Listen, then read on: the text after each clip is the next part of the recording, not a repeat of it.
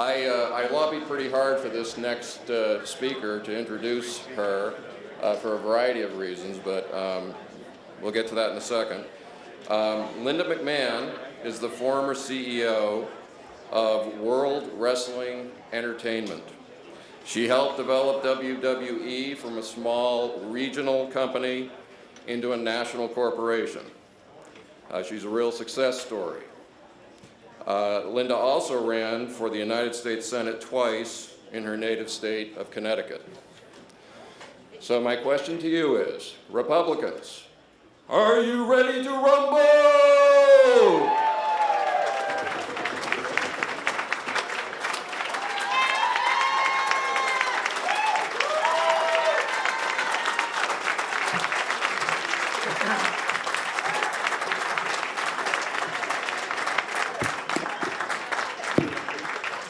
Well, that was fun. Thank you all very, very much, Brian. Thank you for that introduction. So we've had a break, stretched, and now we're ready to rock, right? We're ready to rock? Let's go. I am delighted to be here in the Granite State. We're at the beginning of one of the most important races in our nation's history, and New Hampshire is the starting gate. You're going to hear a lot over the next 2 days, as you know, and over the next 18 months about different policies and prescriptions to expand the map and appeal to more voters. And I'm not going to dictate specifics to any of those candidates and what they should say. But I can tell you what I think the voters are going to be saying to these candidates. They're going to say, I want a government to keep me safe.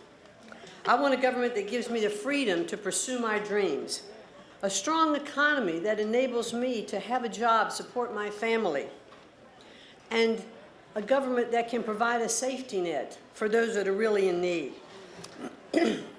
A good school so my kids can get a good education, so that they can compete and be successful anywhere in the world. Now, it seems like we should be able to agree on this, right? I mean, this doesn't seem too tough. But my concern is that too often we are in conflict. I don't know if you agree, but our country is being pulled apart. We are increasingly polarized. Now, I recognize that we've always had divisions in America, but now we're seeing something new. More people expressing hostility towards their citizens in very harsh language. And as divisions grow, anger and hostility are deepening. And we're better than that. We've come together time and time again in our history to meet great challenges. In times of war and economic crisis or social conflict, we Americans have put our differences aside. We've squared our shoulders, and we've solved our problems. But the more passions rise, the less our leaders are able to find agreement about policy. And this is very troubling, and it's harmful to our nation. Now, I'm a loyal Republican, but I am an American first. And I suspect that many of you, just like me, would like to hear a message that's not negative and divisive, but a message that inspires and unifies us. A message about empowering people, one that focuses not on our decline, but on our ingenuity and our dynamism. A message that doesn't fear the future, but approaches it with confidence and optimism. So let's talk about how we might do that. It's pretty straightforward. We can come together under a big tent. I've come up with 3 initiatives that I think add up to reuniting our party and America. First, let's reach out. We talked about a big tent. We are a big tent. Let's embrace every member of the American family. And let's listen to all points of view. As Reagan said, while the GOP will not compromise its philosophies, one of its strengths is its divergence of views. And there is room for the tent, in the tent for many views. Second, let's propose a truly bold agenda. Let's build on our principles and soften and offer solutions that can really make a difference in people's lives. And third, let's look to our future with optimism. Let's focus on everything we can to unleash our dreams, the generosity and ingenuity of the American people. Today, we're divided and becoming more so. but we've been here before. Throughout our history, we've endured great divisions and bitter conflicts, yet our leaders found ways to bridge our differences and move us forward, stronger than before. Let's remember Abraham Lincoln, who said that a house divided against itself cannot stand. He had to reconcile a country whose citizens had fought each other to the death. And through his malice towards none and charity for all, he was able to convince a nation to bind up its wounds. And Ronald Reagan took office in a time of crisis, but it didn't deter him one bit. In fact, he said that his highest goal was to make the American people believe in themselves again. And he did exactly that. Today, we seem to divide everyone into groups, but Reagan didn't do that. He did just the opposite. In fact, he said, the group I care about most has been too long neglected. It knows no sectional boundaries or ethnic or racial divisions, and it crosses political party lines. And this is the part I think is the most important. It is made up of men and women who raise our food, patrol our streets, man our mines and factories, teach our children, keep our homes, and heal us when we are sick.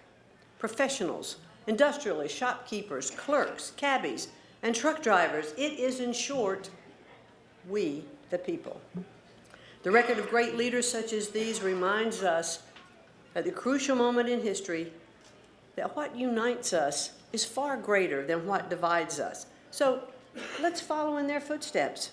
Let's remind our fellow citizens and elected officials that we share the same birthright and heritage, that our Constitution works for all, and that in these United States there are no second-class citizens. We enjoy equal liberties and the same right to self-government. We work together, and we serve our country side by side. As a mother and a grandmother, I can tell you that I know that in our hearts we have the same aspirations for our children and our grandchildren.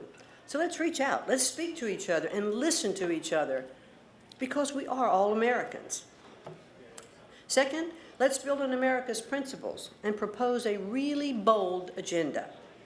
We live in a country that was created not to make its leaders and government strong, but to make our people free. Another Republican leader, Jack Kemp, said, whether you were born to be a carpenter, an entrepreneur, a mezzo-soprano, or an NFL quarterback, whatever it may be, nothing must stand in your way to climb as high as your God-given talents will allow you. Notice that Jack didn't talk about Republicans versus Democrats. His message transcended partisanship.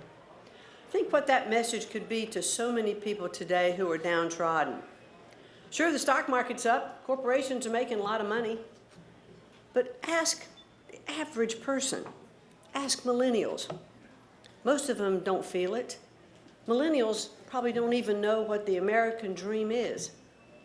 They might think it's the title of a new reality show. But we need to remind them. We've got to teach everyone why America is a blessed and special place, why every person should be encouraged to have a dream, and why in America, as no other place on earth, dreams can come true. And I'm living proof that that is true. When Kemp said nothing must stand in your way, that means no more roadblocks to slow us down. Clear the path for women to take an equal part. Women comprise 51% of the population and are the fastest growing sector of small business ownership. Clear the path for the poor to reach the middle class, and for the middle class to go higher, for every person to build a better life. Now, as someone trained as a teacher, I know that it all starts with education. A good education can level the playing field for the poorest of the poor. It can help young people discover their gifts. It can encourage everyone to lift their sights. The younger we start education, the better. And we need excellence in education. We so badly need that. And if the price of excellence is rewarding better teachers, creating more charter schools, approving more vouchers, improving higher standards like Common Core or other alternatives, then let's get started. We cannot fail our children. And when it comes to the economy, We must be champions for small businesses, our job creators. We need to revise our tax code, make it cleaner and simpler for individuals and corporations, lower that rate, and then challenge our nation's companies to innovate, compete, manufacture here, export, and win in the world. And next, at a time when so many families are doing less, our government just keeps spending and borrowing more, laying more debt on our children and grandchildren. Do you realize that if we were to take 1 penny away from our spending, that we'd be on the road to a balanced budget? We need to eliminate redundant programs, useless agencies. Let's return responsibilities to our states, those resources to our states and to our people. Now, twice in modern history, 2 presidents, John Kennedy, a Democrat, and Ronald Reagan, a Republican, took a similar approach. They held the line on spending and they cut taxes, and what a result. We produced a tsunami of investment and innovation and job growth, which is about twice what our job growth is today. We created tremendous upward mobility, women entering the workforce and starting new businesses, minority unemployment declining, and the birth of new industries, especially in technology. Now, the third leg that I talked about of this bold agenda, after our Big Ten outreach and economic growth, is to point to an optimistic future. We have amazing possibilities. Let's build on them with confidence. Technology is creating opportunities, some of which would have seemed miraculous just a few years ago. Right now, there are plans for a driverless car. Now, personally, I appreciate parallel parking assist. That's been a great innovation for me. But we have life-saving advances in biotechnology, cleaner, more abundant sources of energy. And I can tell you our technical development is amazing. A couple of weeks ago, I had the opportunity to be out in California, and I tried on an exoskeleton suit.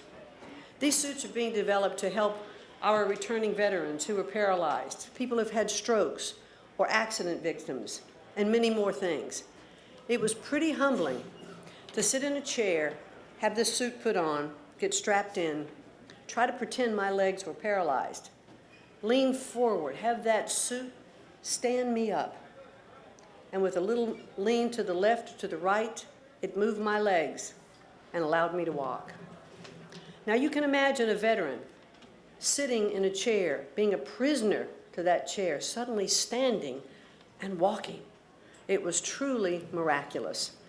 And those possibilities just continue to create new opportunities, and they play to America's strengths.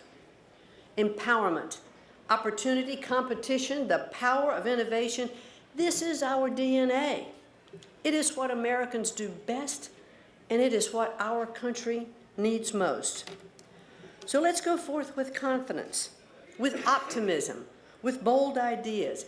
This is the time to energize America. This is the time to inspire our countrymen with courage and high purpose. This is the time to point to a better and brighter future. And ladies and gentlemen, this is the time to reunite America. And thank you.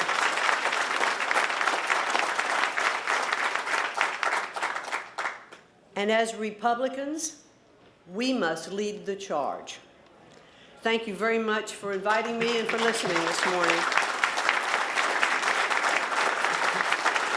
I'm very proud and honored to be here. Thank you.